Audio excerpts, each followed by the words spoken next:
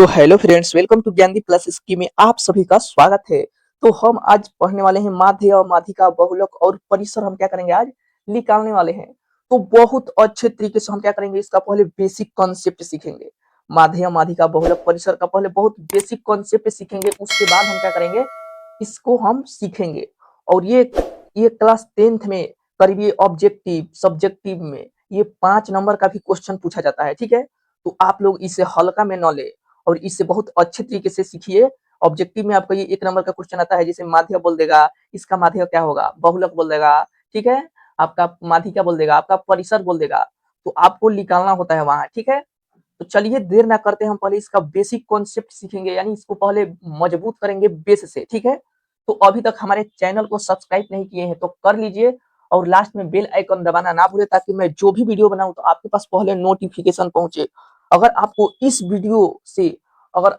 Video से आपको हल्का भी या आपको समझ में आया, तो अब इस वीडियो को एक लाइक कीजिएगा और एक प्यारा सा कमेंट करिएगा। प्यारा सा कमेंट किए बिना न जाइएगा और अपने दोस्तों को पास जरूर शेयर कीजिएगा, ताकि आपको दोस्त भी इस तरीके से, जो कि हमने बताएंगे जिस तरीके से, उस तरीके से वो भी सीखे और आपके जैसे भी वो आगे बढ़े। तो चलिए देर ना करते हैं, हम अपने क्या करेंगे, अपने माध्य माध्यिका और बहुलक परिसर पर हम अपने चलेंगे। माध्य क्या होता है, बहुलक क्या होता है, माध्यिका क्या होता है, सॉरी, बहुलक क्या होता है, परिसर क्या होता है, हम इसे बहुत सीधा तरीके से आज सीखेंगे। और इसका पहले हम बेसिक यहाँ लेकर आए हैं। ठीक है, हम बेसिक यहाँ लेकर आए हैं, तो बेसिक पहले जानेंगे कि बेसिक क्या है। ठीक है, तो हमारा बेसिक में क्या क्या है। तो बेसिक में हमारा है, जैसे मैं आपका बोल देगा माध्य निकालने के, माध्य को हम क्या कहते हैं इंग्लिश में, मीन बोलते हैं। ये आपको समांतर माध्य बोल देगा या आपको औसत बोल देगा। ये तीनों जो लौक रहा है आपका, माध्य और समांतर माध्य और औसत, ये तीनों एक ही है। ठीक है, ये तीनों क्या है, एक ही है। ये तीनों आपको जहां भी दिखेगा, आपको एक ही मेथड लगाना है, आपको एक ही सूत्र लगाना है। ये जहां भी ये तीनों नाम आपको दिखेगा तो आपको एक ही सूत्र का प्रयोग करना है। ठीक है, जैसे कि हमारा माध्य बराबर में, देखिए माध्य बोलेगा, समांतर माध्य बोलेगा, औसत बोलेगा। समांतर माध्य का होता है अर्थमेटिक और औसत का मतलब होता है एवरेज, यानी इंग्लिश में बोलते हैं एवरेज। ठीक है, अगर माध्य निकालना है तो आपको क्या करिएगा, कुल आंकड़ों का योग बटे में कुल आंकड़ों का संख्या। ठीक है, हम क्या करेंगे, कुल आंकड़ों का योग बटे में कुल आंकड़ों का संख्या। जब हम क्वेश्चन बनाएंगे तो आपको वहां भी बहुत अच्छे तरीके से, आपको यहाँ आपको 50% समझ में आया तो वहां भी आपको क्या, क्वेश्चन बनाएंगे तो आपको 100% समझ में आएगा। ठीक है, आपको क्वेश्चन बनाएंगे तो 100% समझ आएंगे हम। ठीक है, वहां इसका मतलब क्या होता है। ठीक है, अब हमारा दूसरा नंबर है माध्य। हम समझ गए माध्य क्या होता है। ये माध्य को हम इंग्लिश में बोलते हैं मीडियन। ठीक है, क्या बोलते हैं, मीडियन बोलते हैं। और इसका दूसरा नाम आपको माध्यिका भी बोल सकता है। ठीक है, माध्यिका, माध्य भी बोल सकता है आपको निकालने का, माध्यिका भी बोल सकता है, तो आपको घबराना नहीं है। ठीक है, ये दोनों इसी का नाम है, इसको इंग्लिश में बोलते हैं मीडियन। ठीक है, अब देखिए हमारा बहुलक बोल रहा है, यानी बहुलक। तो बहुलक का इंग्लिश में क्या कहते हैं, मोड कहते हैं। ठीक है, मोड कहते हैं। तब उसके बाद है परिसर निकालेंगे, उसको हम क्या कहते हैं, रेंज कहते हैं। ठीक है, और एक आपको ये ध्यान में रखना है, आरोही आरोही क्रम और अवरोही क्रम, यानी आरोही क्रम मतलब असेंडिंग ऑर्डर, अवरोही क्रम मतलब डिसेंडिंग ऑर्डर। ठीक है, तो आपको बस कुछ नहीं करना है, इसको बहुत अच्छे तरीके से यानी शिद्दत से आपको क्या करना है, सीखना है। तो आशा करता हूं कि आपको बेसिक कॉन्सेप्ट आपको क्लियर हो गया होगा। अगर आपको बेसिक कॉन्सेप्ट अभी क्लियर नहीं हुआ है तो वीडियो को भी पीछे करिए, उसके बाद इसको फिर अच्छे तरीके से सीखिए, तब आपको बहुत अच्छे तरीके से क्वेश्चन बनाने में आपको क्या होगा, आसानी रहेगा। तो चलिए अब क्वेश्चन पर हम चलते हैं। तो जैसे कि हमारा फर्स्ट क्वेश्चन दिया है, माध्य यानी मीन निकालना है। ठीक है, यानी माध्य निकालना है। तो माध्य निकालना है तो 6 + 12, 6 दिया है, 12 दिया है, 4 दिया है, 6 दिया है, 2 दिया है, 5 दिया है और 0 दिया है। तो इसका माध्य निकालेंगे। इसका दूसरा नाम क्या है, समांतर माध्य है। तीसरा नाम क्या है, औसत है। ठीक है, आपको निकालना है। तो इसका मैंने सूत्र आपको मैंने बताया है कि कुल आंकड़ों का योग, यानी कुल आंकड़ों का योग, योग मतलब क्या होता है, योग मतलब क्या होता है, तो योग मतलब आपका प्लस होता है। ठीक है, आपको योग मतलब जोड़ना होता है। ठीक है, योग मतलब क्या होता है, जोड़ना होता है। ये आपको छोटी छोटी बात हमेशा याद रखना है, योग मतलब क्या होता है, जोड़ना होता है। तो करिए इसको, कुल आंकड़ों का योग बटे में कुल आंकड़ों की संख्या। तो यहाँ करिए, आपको करना है 6 + 12 + 4 + 6 + 2 + 5 + 0। अब बटे में क्या होगा, कुल आंकड़ों का योग हो गया बटे में कुल आंकड़ों की संख्या, यानी कुल आंकड़ों गिनिए कितना है, 1 2 3 4 5 6 7, यानी अब बटा में कितना हो जाएगा, 7 हो जाएगा। चलिए यहाँ करिए आप। ठीक है, आपको यहाँ करना है। तो इसको क्या करना है, कुल आंकड़ों का योग, यानी पूरा आपको इसको आपस में जोड़ना है। तो जोड़िए, ये 6 12 18 हो जाएगा, 18 4 22 हो जाएगा, अब 22 6 28 हो जाएगा, 28 2 30 हो जाएगा, 30 5 कितना हो जाएगा 35 हो जाएगा, यानी 35 हो जाएगा। ये जीरो है तो जीरो नहीं जुड़ेगा, लेकिन ये संख्या है तो ये गिनाएगा और इसको गिनना है और बाटा में लिखना है, लेकिन ये जीरो है तो ये नहीं जुड़ेगा।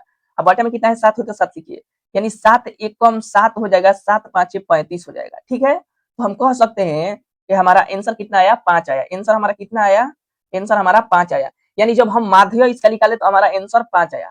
ठीक है, तो बस आपको क्या करना है, इसको सीखना है। ठीक है, आंसर से नहीं मतलब, इसको सीखना है, इसको समझना है कि कैसे बनाया गया है। तो हमने कैसे बनाया, चलिए दूसरा क्वेश्चन देखते हैं, यहाँ आपको बहुत अच्छी तरीके से और समझ में आएगा। ठीक है, तो दूसरा क्वेश्चन हमारा है 73573। ठीक है, तो इस क्वेश्चन को हमें क्या करना है, तो कुल आंकड़ों का योग बटे में कुल आंकड़ों की संख्या। तो लिखिए यहाँ 7 + 3 + 5 + 7 + 3। ठीक है, अब आपको क्या करना है, कुल आंकड़ों की संख्या को क्या करना है, अब बटा में लिखना है। ठीक है, क्या करना है, कुल आंकड़ों का संख्या अब लिखना है, 1 2 3 4 और 5, कितना हो जाएगा बटे में 5 हो जाएगा, क्योंकि ये 5 संख्या है।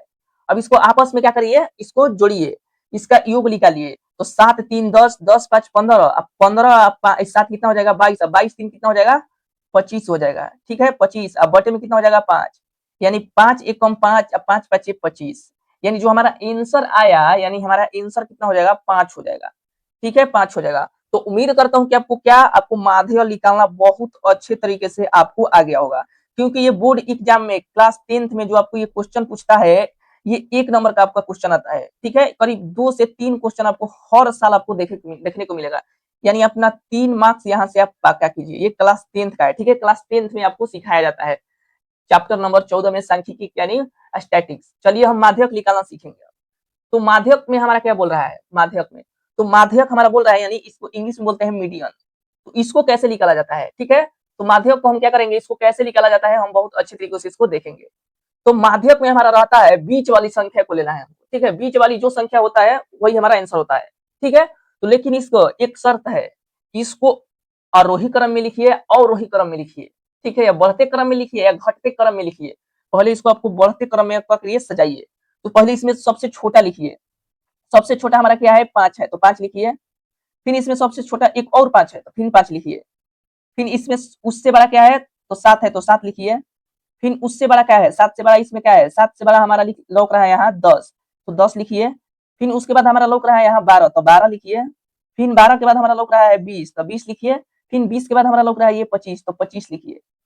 यानी संख्या गिनिए 1 2 3 4 5 6 7, 1 2 3 4 5 6 7, यानी हमारा संख्या जो है सही है। ठीक है, जितना यहाँ है उतना यहाँ भी है। ठीक है, तो अब इसको देखिए क्या करना है, यहाँ से 2 संख्या लेना है, 2 संख्या यहाँ से लेना है, फिर एक संख्या लीजिए, इधर से भी एक संख्या लीजिए। ठीक है, यानी इधर से हम 3 संख्या ले लिए और इधर से भी हम 3 संख्या ले लिए।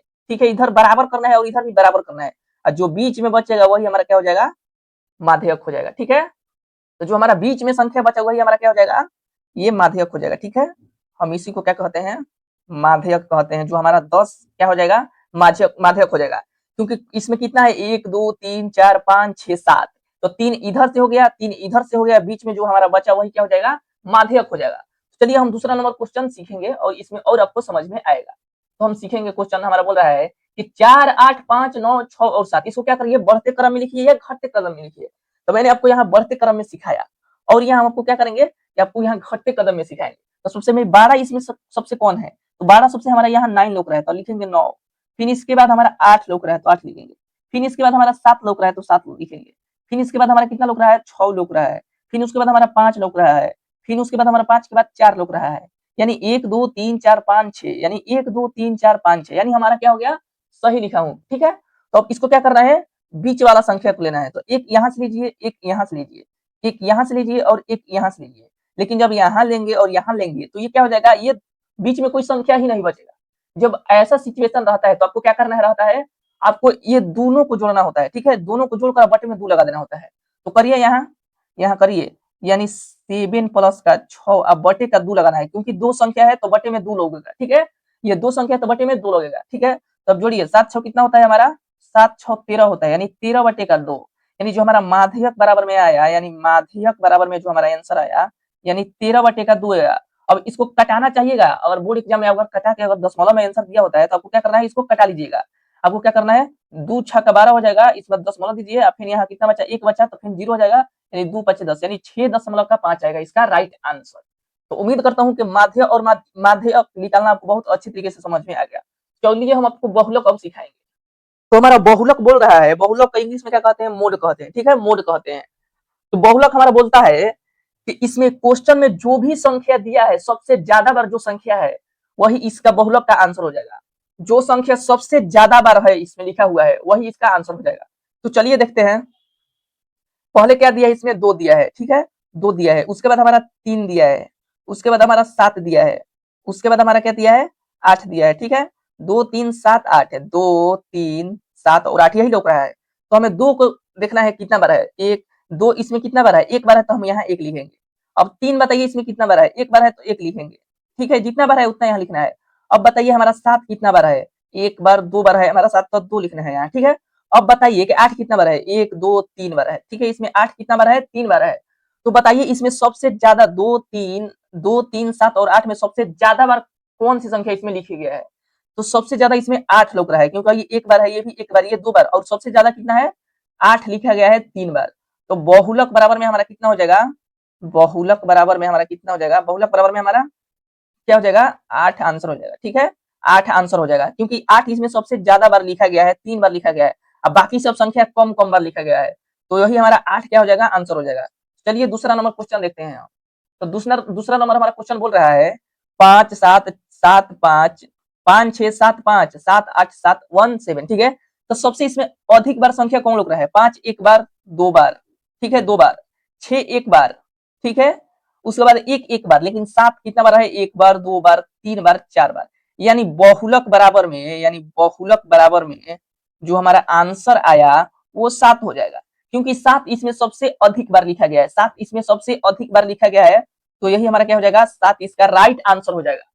तो उम्मीद करता हूं कि बहुलक निकालना आप लोगों को बहुत अच्छी तरीके से आ गया होगा। चलिए अब हम परिसर निकालना सीखेंगे। तो परिसर में हम इसको इंग्लिश में बोलते हैं रेंज, और इसका सूत्र क्या होता है, इसका सूत्र होता है सबसे बड़ी संख्या माइनस का छोटी संख्या, ठीक है, सबसे बड़ी संख्या माइनस का छोटी संख्या। तो करिए यहाँ, यानी परिसर को हम क्या कहते हैं, यानी सबसे बिगेस्ट, यानी बी से क्या होता है हमारा बिगेस्ट नंबर, यानी सबसे बड़ी संख्या, हम लिखेंगे यहाँ बड़ी संख्या, बड़ी संख्या, ठीक है, बड़ी संख्या। अब माइनस का क्या हो जाएगा इसमें, छोटी संख्या, माइनस का क्या हो जाएगा हमारा, छोटी संख्या हो जाएगा। यानी इसमें बड़ी संख्या और छोटी संख्या में हम घटा देंगे तो हमारा आंसर आ जाएगा। तो बताइए इसमें, इसमें सबसे बड़ी संख्या कौन सा लौक रहा है, 3 5 12 15 13 में सबसे बड़ी संख्या हमको 15 लौक रहा है, तो 15 लिखेंगे। अब माइनस का, ठीक है, माइनस का सबसे छोटी संख्या इसमें क्या लौक रहा है, तो हमारा 3 लौक रहा है, तो हम यहाँ 3 लिखेंगे। यानी 15 में से जब हम 3 घटाएंगे तो हमारा आंसर कितना आ जाएगा, 12 आ जाएगा, ठीक है। तो ये हमारा परिसर कितना हो गया, 12 हो गया। चलिए 2 नंबर हम क्वेश्चन देखते हैं। तो 2 नंबर हमारा क्वेश्चन बोल रहा है 4 5 8 9 12, इसमें सबसे बड़ी संख्या कौन सी है, सबसे बड़ी संख्या हमारा यहाँ 12 लौक रहा है, तो हम 12 लिखेंगे। अब माइनस का सबसे छोटी संख्या कौन सी है, तो हमारा 4 लौक रहा है, तो हम 4 लिखेंगे। अब बताइए कि जब 12 में से हम 4 घटाएंगे तो हमारे पास कितना आएगा, 8 आएगा। तो यही इसका क्या हो जाएगा, राइट आंसर हो गया। तो उम्मीद करता हूं कि आपको माध्य अमाध्यिका और बहुलक और परिसर आपको बहुत अच्छे तरीके से समझ में आ गया। यानी माध्य माध्यिका बहुलक और परिसर आपको बहुत अच्छे तरीके से समझ में आ गया।